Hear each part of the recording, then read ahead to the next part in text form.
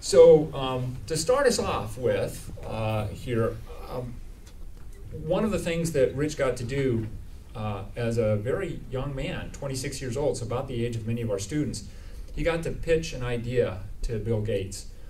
And that idea is what became Expedia. Can you tell us a little bit about where that idea came from and how that pitch went? Sure, Craig. First, let me thank you guys for inviting me out here. Craig, I think this was your doing. I was telling him as I came in, Greg had arranged to have a flyer advertising this night put up in the Warren Miller Lodge at Yellowstone Club. And Yellowstone Club's full of some competitive-oriented people, including the two guys who were speaking in Big Sky last night. And several people saw that. I actually didn't see it. They sent me pictures of it. And they were like, well, what's that? How can I get in on that? I mean, I don't want to come see that. I don't need to learn anything from you. But is there something important that I need to be a part of? So maybe we'll, And the answer is yes. Okay, and so maybe that important thing to be a part of is the growing entrepreneurial ecosystem here in Bozeman, Montana, right? And, there is a lot of experience and potential learning for the community here, as well as resources, and a lot of interest in Montana, in Big Sky and at Yellowstone Club. So I encourage you to be nice to me, so that I go and say good things about it. Thank you very much. And I heard that this building is only a few years old, and yet it's really vibrant. I mean, clearly things are happening here at Montana State, actually, it seems. It seems like there's some real mojo. I've got a senior in high school, and I live in Seattle. I've got a senior in high school, and two of my son's buddies are coming to Montana State next year. And they heard that I was doing this. They're like, well, tell us about the school. I mean, tell us how, what do you think of it? I'm like, I haven't been there yet. But anyway, now I can report back. So the question was, as a young guy, I got a real opportunity. I went to Stanford University. I was an engineer there. And I went to work for Microsoft shortly after I graduated. And I was a product manager, which probably most of you know what it means, but it's kind of the business person in charge of a certain software product. And my first product was MS-DOS 5. Anybody remember that one? Anybody remember what the big feature was? It was the first operating systems upgrade that Microsoft shipped. The killer feature that made people line up midnight. Somebody you could get longer file names? Oh, that's a good one.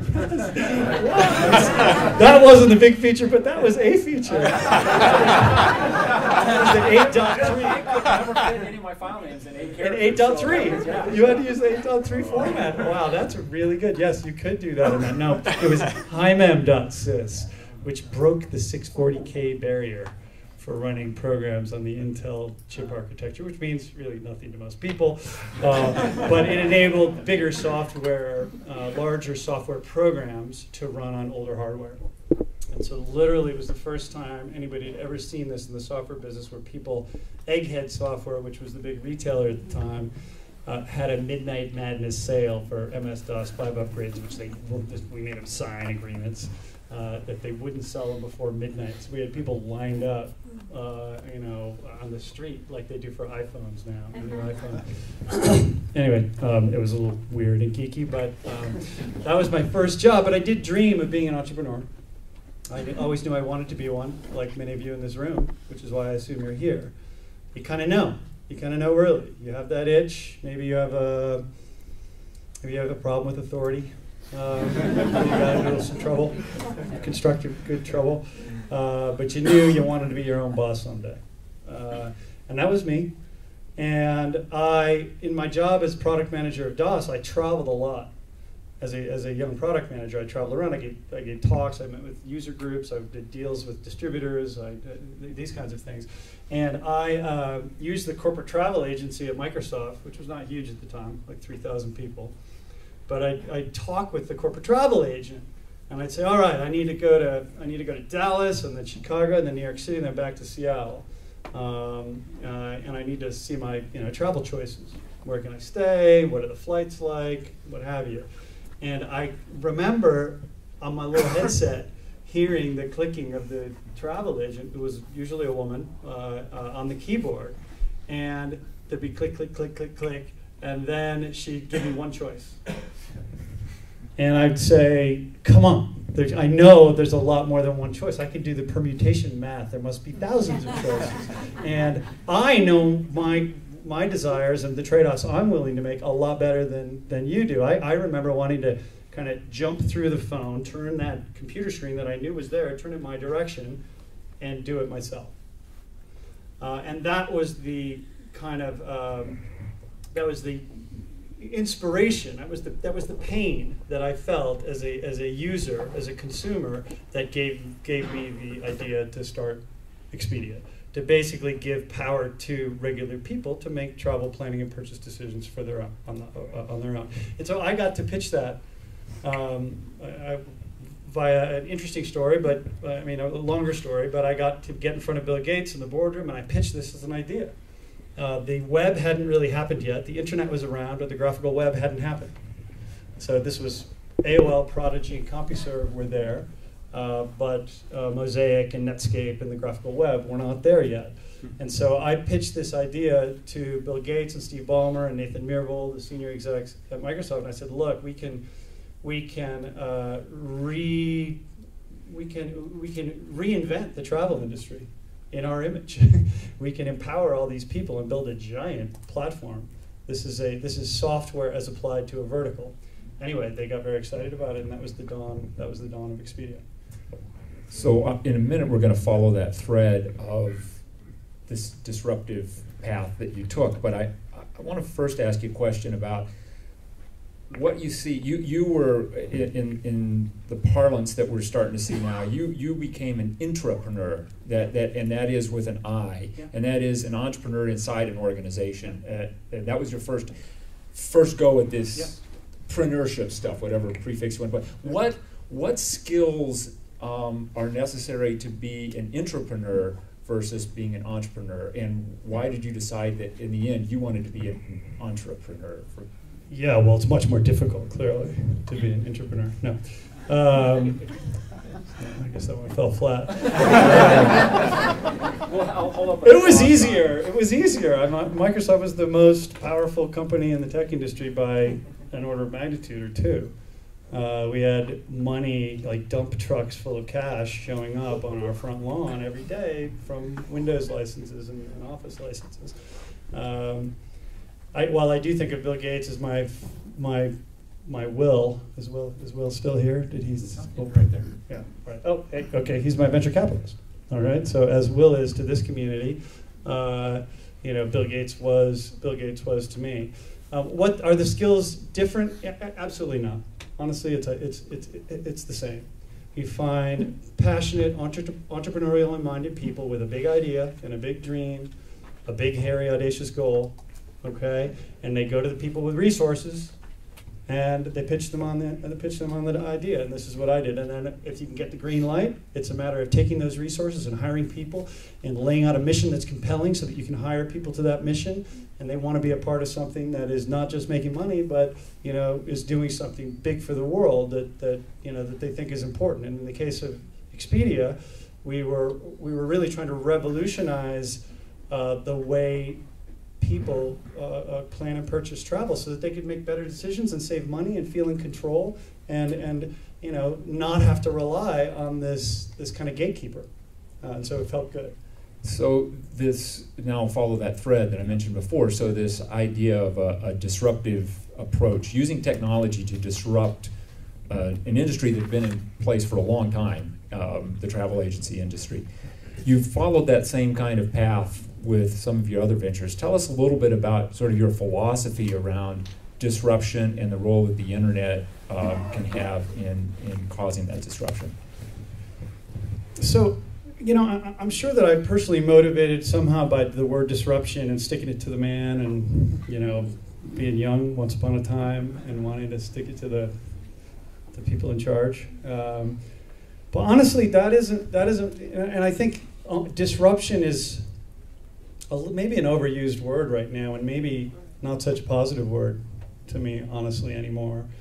In the age of a kind of looming backlash against technology, and we can that'd be an interesting topic area, I guess. I'm kind of curious how you all feel about that. Disruption feels like taking jobs and not competing on a level playing field a little bit. And to a certain extent, that was the case because, I was able to hire a magician class of people who knew magic that other people didn't know. They knew how to write computer code, and when I started doing this, not many people knew how to do that. And because I was able to have those kinds of people on my team, we were able to do things that others, it was not really fair. It was fair, of course, but it didn't seem that way. It seemed like we had skills and knowledge and resources and confidence that our traditional competitors lacked. And so we had that bit of a feeling, but I'll get off the disruption thing for a second and say what it was really about was changing things for consumers and empowering consumers. And that's, in giving power to the people in a revolutionary way, it turns out I think freedom is primal, and we want to be in control of our lives, and when we know when barriers are being put up between us and what we need, what we want, what we feel we deserve, and what is fair. So we feel that friction in our lives all the time, and every one of those friction points is an opportunity for an entrepreneur to figure out a way via technology or some other means to end around that friction and to solve that problem. And so for me, I kept seeing these businesses that the common thread in my other companies we'll talk about is this power to the people, giving people access to information they did not have access to before, and thereby tearing down the wall or storming the Bastille and taking over an industry, and then having all the relationships in the industry shuffle and change as a result. So when you started these ventures, you probably had, you clearly now, and maybe it's mostly in retrospect, but you clearly now have an idea of what it was you wanted to accomplish. But early on, often when people start something, what they want to accomplish, and then what they realize other people need them to accomplish to satisfy the consumer's itch, if you will, may be different. So what were some twists and turns, or what we often call pivots? What were some of the things that you went through in those businesses? Okay, so I guess the first thing I'd say is if you're starting something from a position of technology and you go in search of a market and you kind of start from the supply side and you go out to the demand side, oftentimes failure results.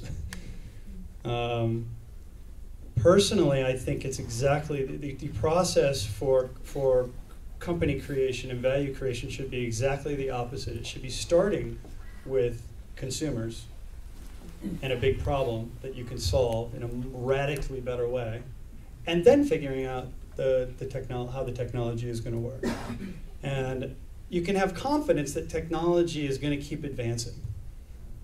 So this voice thing, with Alexa and Siri and Cortana, you're watching it develop, and you may have an opinion. You think, it's going to be slow to develop, or maybe it's not going to happen, or you can be positive on it or negative on it. I'm here to tell you that pattern recognizing of technology platforms in my career, this is inevitable. Okay, we are going to be interacting with smart synthetic intelligence via voice, and we're going to have things in our ears or in our heads that are going to be responding all the time. You have a little peek of that with the AirPods that were recently released by Apple. When you wear those, try wearing those around like I do in my ski helmet. When you wear them around all the time, you begin to see the opportunity for a continuous conversation with an intelligence that's going to happen. So I'm here to tell you that's going to happen. You as entrepreneurs can rely on things like that, and internet TV, and on-demand everything delivered instantly. Okay, you can bet on these things and not actually understand the tech for how it's going to happen. But if you agree with yourself or with your teammates or with your co-founders that this is going to happen, now you look at from the consumer perspective and say, how is that consumer's life going to be different and better? And that's, I think, where companies start. Now, I didn't answer your pivot question, but I could. So, but I guess I would say, when you have that in mind and you have that Lone Peak in the distance, or Mount Rainier, I'd say, in Seattle, which is more shocking than Lone Peak because there's nothing really else around it. It's so much bigger and it's glaciated. If you that's your dream, that's your big, hairy, audacious goal, and it's about, for me, consumer empowerment. Okay, power to the people. But whatever it is for you, when you have that out there, you can have a meandering path on the way to the summit of that. Okay, you can make mistakes and not get discouraged because you know it's still out there. So you can make bad technology decisions, bad people decisions. You can survive the storms of a macro downturn if you have if you know the mountain's there, you have your eye on the ball, and you lay out a big dream to get to the top. That is what I think pulls companies through pivots in tough times. You were faced with times which you had to decide whether to persevere on the chosen path. Yeah. So I was able to climb, had the opportunity to climb Rainier about 7 or 8 years ago, and we had multiple paths we could choose. And we chose one that was relatively challenging on purpose, but at one point we could make up our minds and say, we're going to take a different route because of weather or whatever it was. You have to do that same thing as an entrepreneur. And so when do you decide to persevere on the path you started out with versus like, maybe that's not the best thing to do, maybe I need to choose a different path for that ultimate goal? Yeah, I mean, that's like asking, how do you have good judgment? is it we expect you to be very wise. Okay, but it's a really hard one, and I would say, judgment, using good judgment and making good decisions as the leader of that expedition. That's why you're the leader. That's your job. And you can take advice from the other people in the party and from other people who've done it before. But when it comes down to it, you have to look at the weather. You have to look at the time of day. You have to look at the state of the path. You have to take in all this information. You have to make a decision at each fork in the road. That's what leadership is. And I don't think there's no set answer on should you continue or should you take an easier path. The weather is always different. And by weather in the startup world, the weather can be, what is the financing environment like? Are people like Will writing checks or are they not writing checks? What's happening in the public markets? Are companies going public or not? And M&A, and how much risk can I take? How much risk will the backers finance, and will my team tolerate? Personally, my advice, my advice generally is to take big swings and to take the high risk path because we as humans, we are animals, okay? And primarily we're wired to view risk in a different framework, okay? When we were on the savannah, making a bad decision meant we got eaten, all right? And that's deep in our brains right now, that instinct. And so it turns out that you make a bad decision with a company, you don't get eaten, all right? You don't. Maybe, the company doesn't work. Okay, so you learned something, but in my opinion, like, you're up at bat. Like, take a real swing at the ball. You're at bat. Don't take a crazy swing at the ball, but, take a good swing. Might as well try to hit it far. It's just as hard to build a small company as it is to build a big company. Believe me, I've done both. And personally, I find that I attract better people to my team when I'm telling a big dream, not a little dream. So go ahead and dream big and take big swings. So, a company that you've been involved with, Netflix, as a member of the board. Swing, huh? Yeah. So they definitely had to change some of their business model, and so tell us a little bit about your opportunity to watch that process as they've evolved from a DVD company to an online streaming company to now an original content company. Yeah, in a very, I'm sure, constructive way. because I have such tact. When I was young, when Reed Hastings was trying to get me to join that board, this is when it was private, it's like 17 years ago. I think I probably said something like, this is, the DVDs in the mail? I mean, come on. The DVD form factor clearly is going to hit the wall, all right? And you're going to be left with dust. Why is smart venture money going into this? How are you going to? Who's the guy that did the Crossing the Chasm thing? Is that Jim Collins? It's not Jim Collins. Jeffrey Moore. Moore. Okay. I don't think I read the book, but I like the concept. I was never much of a business student, honestly. Sorry, Dean. I like to read at night, and if I read a business book at night, I can't go to sleep. That's how I go to sleep. Business excites me. Anyway, so I said, this is a dumb idea, Reed. It's not going to work. Not really. That was more constructive.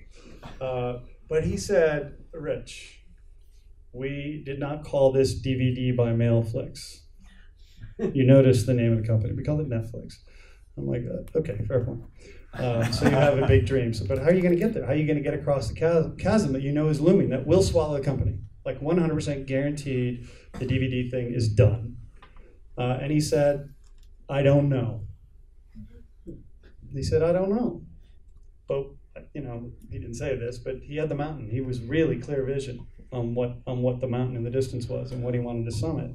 And he knew that if he could build up a big enough subscriber base before he got to the chasm, that he'd have much more optionality and a much stronger position in getting across the chasm with some of that subscriber base or more than he would if he started from scratch.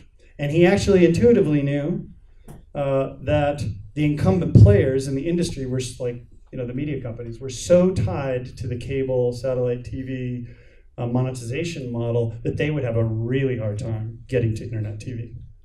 And he didn't know if it was going to be downloads or streaming or the kind of local big hard drives in neighborhoods was one of the plans that we had. And we didn't know. But he was this is a sign of a really big thinking, long-term oriented entrepreneur that Reed clearly is that he was highly confident that he and his team of smart people would be able to figure it out.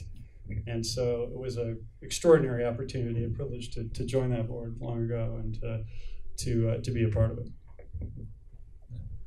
I wish we had time to hear all the stories of all the companies. There's a second chasm. There's a second pivot though. So they got to the chasm and the streaming thing happened, and you guys are streaming subscribers to Netflix, most of you? Yeah. Let's start to get it in around. Really raise your hand.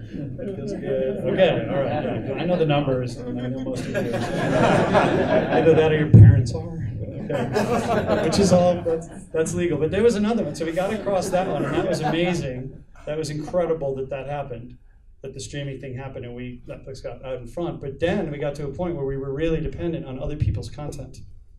Movies and television shows made by other companies who were clearly beginning to view us as a competitor and were threatening to take away licensing rights to that content. And so we're faced with another existential strategic crisis at Netflix, and that was we have to make our own content. We have to go from geek, a bunch of geeks in Silicon Valley, to doing what the Hollywood people do and making Stranger Things and House of Cards and The Crown and I don't know what you guys like, The Ranch. I like The Ranch. They live on ranches. Right. They don't eat All right, sorry. Anyway, so that was a huge bet. Netflix will spend many billions of dollars this year making its own original content, paying for it, owning the licensing rights. And so what Netflix was able to do was to break that dependence on oil from OPEC and drill its own oil wells, or pick a renewable energy source, wind, build a wind farm. And so it could sustain itself. So that was a second pivot that really great leadership teams and great teams of people are able to navigate these major business model shifts and navigate them in hindsight gracefully, but really it's not that graceful.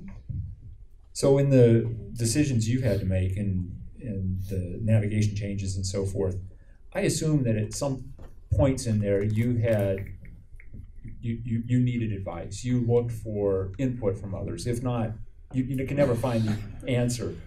But at what points in your professional life have you felt you either should have reached out and you didn't, or you did reach out and it was to good effect?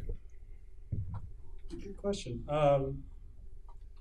So I'm a huge believer in, especially as you're starting businesses or you're running businesses, surrounding yourself on 360, surrounding yourself with the very best people you possibly can. We've talked a lot about attracting people to your team already with kind of a good judgment and a big dream. Okay, people are attracted to a big dream. The sideways relationships you need to establish are ones with other people who are going through these same kinds of things. And there are lots of good groups, that probably are could be centered right here to enable that. And then, really importantly, taking money and advice from the right kinds of boards of directors and financiers. Finding people, you think money's a commodity. It's not a commodity. It all looks green, although we use less cash these days. We don't even know what money is anymore because of the whole crypto thing. But money is not a commodity. When you're a startup, you take money from somebody who adds value and wants you to succeed and has the experience to coach you and help you succeed. That is a radically different dollar from someone who is looking for a quick return or looking for a backdoor control of your company or something. And so using really good judgment on picking the right financiers is super duper important. I've been really lucky. You asked for specifics. I'll mention a couple people. Greg Maffei was my chairman at Expedia when I was really young. I took Expedia public when I was 32 years old.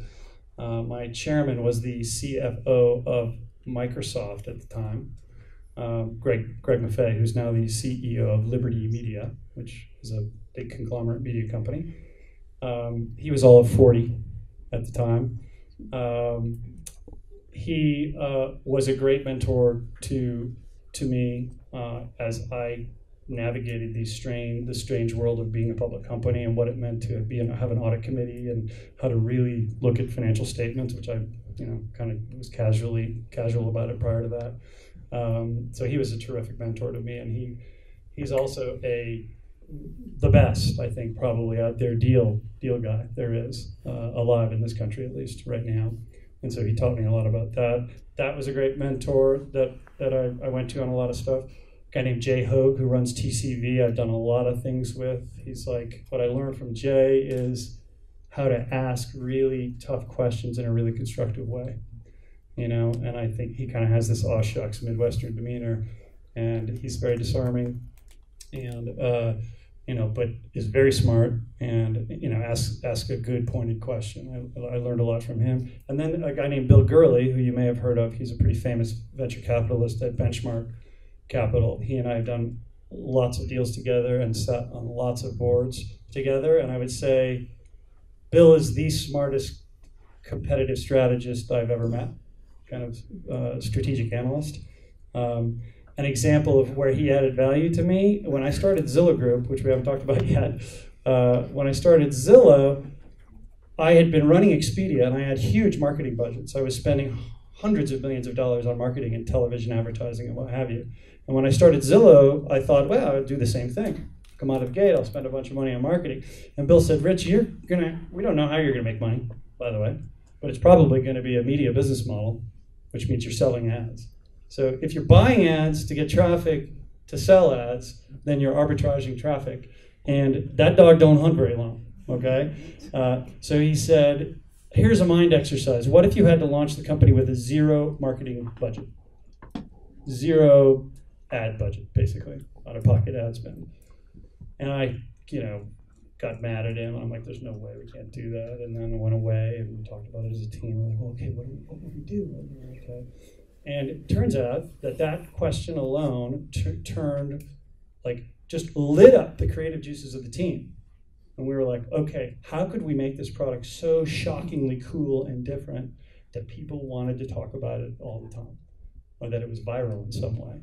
And that is actually what caused us to come up, one of the main reasons that we came up with the Zestimate at Zillow Group, was because this venture capitalist who had given us money, who was a friend of mine, he became a good friend of mine, asked a really simple, hypothetical question. So let's talk about Zillow for a minute, because that's an example of a service that you offer that provides access to information that wasn't available readily before. Where did you go for that information? And for those of you that aren't familiar with Zillow, you might just take a minute to explain what it does, how it works. But how did you go find that information? How did you get access to it? And how did you decide to use it the way you did? Okay, so most of you know what Zillow is, I assume. I know one person, Anna, found her house on Zillow. She was really excited because her real estate agent, I guess, wouldn't show her something, and she found it on Zillow, so that's great. Anyway, so Zillow is power to the people, again, in a new instance, in a new guise, okay? Zillow was I and my partner, my co-founder, who I'd worked with at Expedia, who I'd gone to college with as well. We happened to be house hunting at the same time that we were having children. And we were shocked by how hard it was to find basic marketplace information to try to figure out what a home was worth. And it turns out that we discovered an industry that was kind of built around keeping information out of the hands of consumers, okay? So that consumers needed to come to the pros who drove the nice cars to get the data. And so we kind of were like, we built spreadsheets, we dug through county courthouse websites, and we figured out this stuff for ourselves, like what is the average dollar per square foot in zip code 98112. Okay, so we had the skills to be able to do that because we had time on our hands and we knew how to work a spreadsheet. But we thought, Lloyd and I thought, why do you have to be a spreadsheet geek to have this kind of power? And so that was the dawn of the idea, where how could we access this information? Well, it turns out that in the United States, in almost all counties, house transactions are a matter of public record. So it's just a matter of getting access to those public records and organizing it, putting it in a database, making that accessible to everybody. That was the blindingly simple insight we had. And then, with Bill's help, we had this idea for the Zestimate, which was taking it even one step further. And like the Zestimate is really provocative, okay? The Zestimate, like I'm telling you what a robot named Zillow is now telling you what your house is worth, or what we think it's worth, and we're doing it algorithmically. And we're updating the estimated market value of your house, dropping it on your roof and updating it every night. So this is a provocative idea. And we figured it was so provocative and so kind of voyeuristic, but also practical, kind of blended the two. Like, if you're shopping for a home, you really want to know. But it was also voyeuristic, like you look up your high school girlfriend, and, what house is she living in, or your boss, Craig's house, and see, you're not paying him enough. Anyway, so it was very provocative. And when you have something that's provocative and controversial, and yet a positive thing, we knew we were onto something that would kind of carry the word of mouth would fly. So that's what Zillow is. It started with that idea, the Zestimate idea. We had so many people show up on the first day that the servers all went down. I remember being kind of in a ball on my couch in my office where I slept sometimes, and kind of rocking back and forth and asking my CTO to make the pain stop. Turns out that the greatest marketing thing ever, we have a super duper marketer who ran marketing at the time and still does, named Amy Butinsky. She's our COO now. And Amy said, "Don't worry, Rich. When a website's so popular that it tips over on the first day, that's a great news story, and a lot of people are going to come." And so she made lemonade out of lemons on that one. And so that was the beginning of what has become the data that underlies the new real estate marketplace in the United States. We get 180 million unique users a month to our portfolio of brands. We're only US, so this is like, we got some dupes in there because it's machines, so maybe it's 150 million actual people. Like, people are into real estate and real estate information, and we now own multiple brands, including Trulia.com, which you guys may know. Street Easy is the big player in New York City. Hot Pads is a rental site. We own a company called Dot Loop and Naked Apartments. So we have a portfolio of brands now, and are the a very large global player. So I'm going to shift gears for a minute, and so this is we've got about a little over 15 minutes left for this evening, and I've got one more question for Rich, and then I'd like all of you to be thinking of questions, and we'll turn it over to the audience at that point. And my question for you is just really a broad one. It's sort of the one you got to expect when you've got a university student audience here. What advice would you? So you don't have to give a whole commencement speech. Okay. Just what advice would you give these young people here in the audience today if they think they want to pursue going out on their own, being an entrepreneur? Well, I mean, I kind of gave it. Take big swings. Take big swings. Don't be afraid. Courage. It's as simple as that. Courage is pretty cheap, honestly. Not enough people are courageous enough. Courage doesn't really take that much because, as I said, the risks are not that great. Most of you have a safety net. Most of you feel like you're walking on a tightrope, but you're not. There's a net under you. Okay, and that net is a community of people that you know. It's your family. Hopefully you don't have too much debt coming out of school. I think it's reasonably priced here at Montana State. Maybe not. Maybe not for long, given that the state's pulling back. But take big swings. There's a net under you. I'd also use one more, jumping from sports analogy to sports analogy. We're going from baseball to circus acts, and now we're going to go to basketball. Hang around the hoop. I give this advice a lot because people, when they're looking for a new job or looking to start something, it's mainly when people are looking for a new job, they get all hot and bothered about not getting the right job title at the company they really want to go work for, or in the industry they really want to go work in. And so they think, I'll take the better job title or the bigger salary in this thing that is not the hoop. But it turns out that job working at Amazon 10 years ago, or what have you, that was the hoop. And you should have done anything you could to get any job they'd have you do at Amazon, because everybody scored. Everybody, especially these high growth companies, which you're maybe part of or running or contemplating. I'll tell you, as a company grows, everybody's job gets bigger every day. Okay? You can't help but get more responsibility. It doesn't matter what your title is. You can't help but get more responsibility. If you're there when the flood is on, you're rising, okay? And you're going with the current, and it's great. So I won't have no more commencement. Actually, you would be a great commencement speaker because that was pretty pithy. So. All right, so mixed sports. We got a question right up here up front, and we got there and then there. You pick. We'll start right here. And if you would try to speak real loud. Yeah, for sure. My name's Noah. I was curious, it seems like you read a little bit. What books are you into? What do you find yourself reading? Well, so I don't read business books because I get wound up. I do like them when I do read them, but I kind of like, I'm a fiction reader. I read a lot. I kind of like science fiction. Okay. Kind might be a little trite. If you're looking for a recommendation, there's a Northwest-based, Seattle-based author named Neil Stephenson, who's kind of like my favorite right now, at least.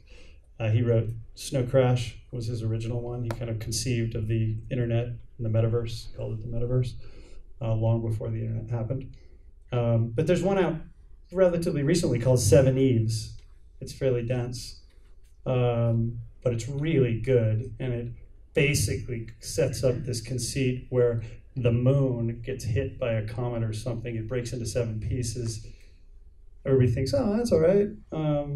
They kind of are hanging together. They didn't do anything. They're moving around the Earth. The center of gravity is about the same, so it's all good. And they start running into each other. Little pieces break off, and it's clear that the Earth is going to be showered by bits of the moon and be destroyed. Okay, so no more humanity. This is uplifting, huh? But the really cool thing is that humanity decides, well, we got to get as much stuff up into space and people off the planet as we possibly can, as quickly as we can. And that's the setup for this really interesting book that I highly recommend. Anyway. Thank you. Yep. So, we'll go here. Hi, my name is Jacob. We were talking about power to the people, and we brought up cryptocurrency. Yeah. That seems to be a similar basis behind Bitcoin and whatnot. Yeah. I was just wondering what you have to say about that, Yeah. future of it. Interesting. The crypto thing is pretty wild, and the blockchain's kind of the technology that or the concept that underlies Bitcoin and cryptocurrencies, which are kind of the first application that we're seeing that sits on top of blockchain, which may sound really smart, but I don't really understand any of it. The appeal to the geek libertarian, of which I know many, and I love, the geek libertarians are the first people into every new platform.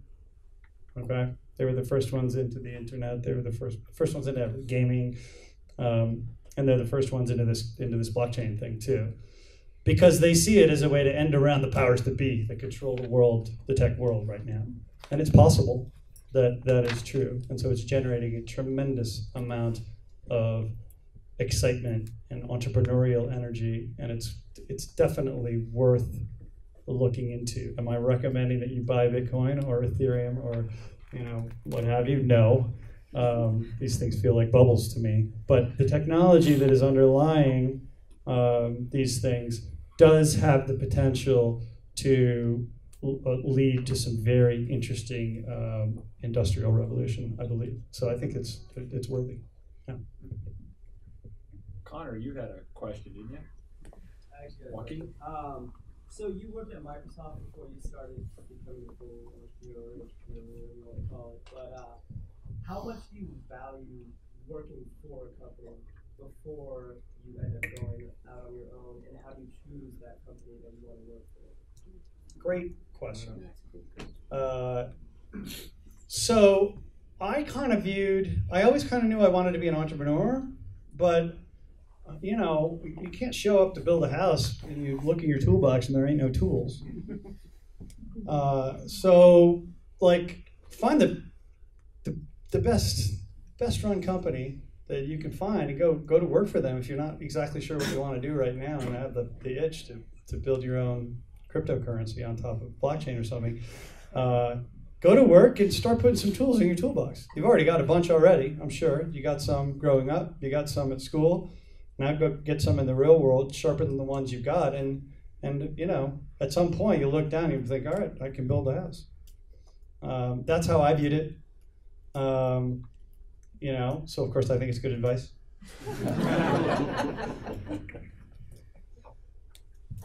My name's Grace. I was wondering if there was ever a time that you failed, and then if you did fail, what are the lessons? Never, Grace. Next question.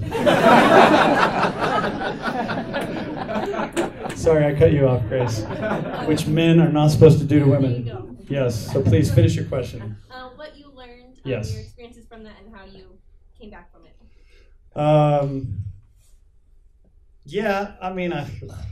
I don't like telling you. The great thing about being an entrepreneur is that you forget your failures. But there are lots. But at least my failures were taking big swings. So I'll try to tell a short story. When I was product manager at DOS 5, of MS-DOS 5 upgrade, there was a really like a best-selling book that was selling in Barnes and Nobles. It was called DOS for Dummies. Does anybody remember? There's a whole Dummies series now. The very first Dummies book was DOS for Dummies. And it was like a bestseller because people wanted to learn about DOS, which blew my mind, but people did. And so my bright idea as a 23-year-old or whatever I was at the time, I was young, I went to the CEO of Barnes & Noble. I somehow got a meeting with the guy. And I had previously gone to the small-time, this guy named John Kilcullen. He was the small-time publisher of the Dummies series for some no-name publishing label. And we went in and pitched him on carrying software in Barnes & Noble stores by packaging software in the book, DOS for Dummies. So it was kind of like getting the DOS upgrade and getting the book at the same time. This is a brilliant idea, isn't it? It's like peanut butter and chocolate. This is Reese's. For me, it was like, obviously, and everybody's like, yeah, that's a good idea. Barnes & Noble didn't sell software. Okay, so this was the first software product that ever went in there. I convinced my bosses to make a bunch of these things in the manufacturing plant. I don't know how many it was. It was probably like 100,000 of these things. It was a lot of money. And I got them into Barnes & Noble, and I actually went to Borders, and I said, hey, Barnes & Noble's doing it. Borders too. So we pumped like 100,000 of these things into the channel at meaningful expense. And I don't think many of them, I still have a whole bunch in my house. Okay, here's what I learned from that. It was a total failure, and I thought I was going to get fired. I didn't get fired. I was working at a company that recognized that that was a big idea, and that was a big swing, and that I missed the ball. And my boss said, what's your next idea? He didn't say, you better get a job somewhere else. And so then I had another idea that worked out. So that's what I learned from him. Brad Chase was my boss, if he's listening. Liz, how does Zillow make money? How does Zillow make money? Well, we get 170 million users a month, like I said, at our portfolio of sites. And these users are very valuable to advertisers. And so we sell advertising, mainly in the form of, hey, can I help you out with any questions about that house or the mortgage or that apartment rental? Give me a buzz or send me an email. And we sell ads to those people. And we have hundreds of thousands of those people who buy ads on the site. We'll do about, I think we just finished the year. I think we just announced it. Let me make sure I'm not pre-announcing anything. We did just have our conference call last week. We did about $1 billion in revenues last year, all, mainly ad revenue. Very, very profitable, growing really quickly with hopefully no end in sight. So I'm going to ask a question here, because so much of the internet relies on ad revenue. Do you see another path forward? And I'll go back to that rather trite phrase, but is there some disruptive approach that you see maybe on the horizon that change revenue models of so many businesses now that rely on ads? Yeah, well, the commerce thing's working out pretty well for Amazon. The subscription thing's working out awful damn well for Netflix. So there are other models, but you're right that ad models are being questioned and challenged right now, especially in light of kind of biasing of displays and exploitation of news feeds by bad actors selling bad products or just fake news. And so there's a lot of hand-wringing going on in the digital ad business right now. A lot going on Facebook, a lot going on Twitter about what to do about that. And they're making decisions right now that are going to harm their revenues in order to help clean it up. I think that the ad model is a tried and true one. It was a great way to finance free.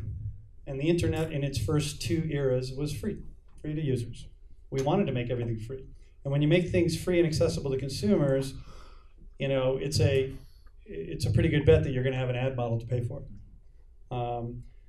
I think we're moving into a time when a lot more subscription-based business is going to happen. A lot more journalism is going to be financed by subscription, not advertising. A lot more content. I mean, Netflix has 0 ad revenues, and yet billions and billions of revenues in subscription. And I think a lot of people, a lot of consumers are voting with their feet and their wallets to say they'd rather have that kind of media experience than the ad-supported one. Okay, and I think we're going to see a lot more of that across the media landscape. In verticals, the advertising and commerce is kind of blended. So in travel and in jobs, Glassdoor we didn't talk about, but Glassdoor is another power to the people play that I put together in jobs. You guys know what Glassdoor is? Okay. Okay, so yeah, here we go. Good. That's another, viral, shockingly interesting feature that people want to talk about. Hey, what's the salary of those people? Anyway, in these verticals, the ad model kind of begins to blend with commerce and lead generation as well. And so you're seeing that that's a major trend in the verticals. It's a great question. We have time for one more. Oh, and there's so many questions, and I will just I'll go right here. Me? Go. Yes. Cool. So we've recently seen a lot of recruiting activity on campus, and I think one of the skills, I guess that we're supposed isn't the word I want to use. Are you a student or in placement? Yep. But we're supposed to have leadership skills, right? I guess if I were to ask if you had seen types of leaders that you had worked with either directly or with competitors that were maybe less conventional, would you be able to speak to that? Like less? The less conventional leadership, or I can talk to leadership in general. Sure. Every leader's different, but I'll tell you what I look for. Sure. Here's my shorthand. Everybody knows The Wizard of Oz. Maybe you haven't seen it, but you know it. Each of the main characters of The Wizard of Oz was walking the yellow brick road to the great and powerful Oz, the wizard behind the curtain, to seek something. And the three seekers were, help me out. Tin Man, Scarecrow, Lion. All right, good, thank you. The cowardly lion, what was he seeking? Courage. Courage. All right, the Scarecrow, what was he seeking? A brain. A brain, if I only had a brain. And the Tin Man was seeking maybe the most important thing of all, heart. These are the three characteristics of great leaders, everyone. All right? Courage, brains, and heart. Heart, I think, I've talked a lot about courage, but heart is the most important because I believe fundamentally in this day and age, in this modern economy, when people have so many choices, especially highly skilled people, about where to go to work, they want to go to work for some place that they believe their heart's in the right place. They're being led by people who are good people doing good things. And I think when you do share your heart, when you're as a leader, when it's risky to open up your heart to anybody, by the way. It's risky as a leader. But if you can open up your heart and people can see that you're noble of purpose in what your endeavor is, people really respond to that. And they want to go to work for those companies. So I encourage you to start those companies and go to work for people that display that. I think that's a great note on which to end.